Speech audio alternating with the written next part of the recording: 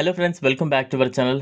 ఆంధ్రప్రదేశ్లో మహిళలకు పౌర సరఫరాల శాఖ మంత్రి నాదెండ్ల మనోహర్ తీపి కబురు చెప్పారు. ఆయన ఢిల్లీలో పలువురు కేంద్ర మంత్రుల్ని కలిసి రాష్ట్రానికి సంబంధించిన అంశాలను వారితో చర్చించారు. ముఖ్యంగా ప్రధానమంత్రి ఉజ్వల యోజన కింద లబ్ధిదారుల సంఖ్యను పెంచాలని కేంద్ర పెట్రోలియం శాఖ మంత్రి హర్దీప్ సింగ్ పూరిని కోరారు. ఉజ్వల యోజన లబ్ధిదారుల విషయంలో రాష్ట్రానికి నష్టం జరుగుతోందని వివరించారు. ప్రస్తుతం 9.65 లక్షల మంది లబ్ధిదారులు మాత్రమే ఉన్నారని, ఈ సంఖ్యను 65.40 లక్షలకు పెంచాలని కోరారు. దీనికి కేంద్ర మంత్రి సానుకూలంగా స్పందించారు.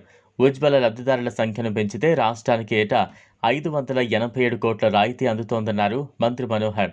ప్రధానమంత్రి ఉజ్వల యోజన పథకం కింద దారిద్ర్య రేఖకు దిగున ఉన్న బీపీఎల్ కుటుంబాల మహిళలకు 50 మిలియన్ల ఎల్పీజీ కనెక్షన్లను పంపిణీ చేస్తున్నారు.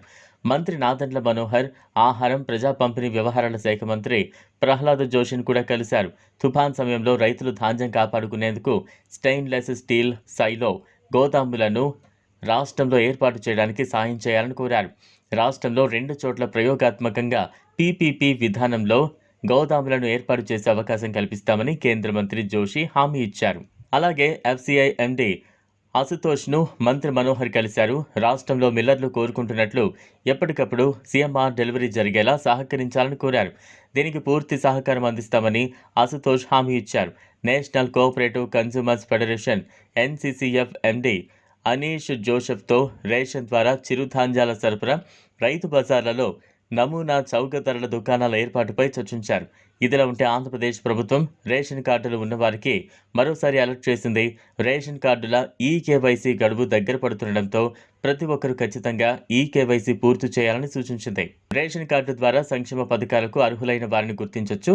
అయితే చాలా మంది విద్యార్థులు ఇతర ప్రాంతాల్లో చదువుకుంటూ ఉండటం వల్ల ఈకేవైసీ చేసుకోలేకపోయారు. గడువు ఏప్రిల్ 30తో ముగుస్తుండగా ఇంకా 1,750 మంది వేలిముద్రలు వేయాల్సి ఉందని చెబుతున్నారు. వాస్తవానికి మార్చి 31 లోపు ఈ ప్రక్రియ పూర్తి చేయాలని భావించారు. కానీ ప్రభుత్వం మాత్రం ఏప్రిల్ 30 వరకు పొడిగించిన సంగతి తెలిసిందే.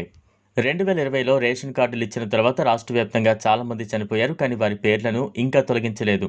చాలామంది అడ్రస్లు కూడా మారాయి.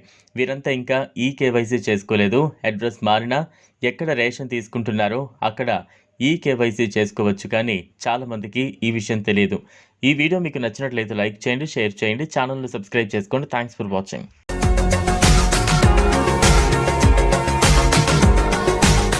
మరిన్ని అప్డేట్స్ కోసం మా ఛానల్ని సబ్స్క్రైబ్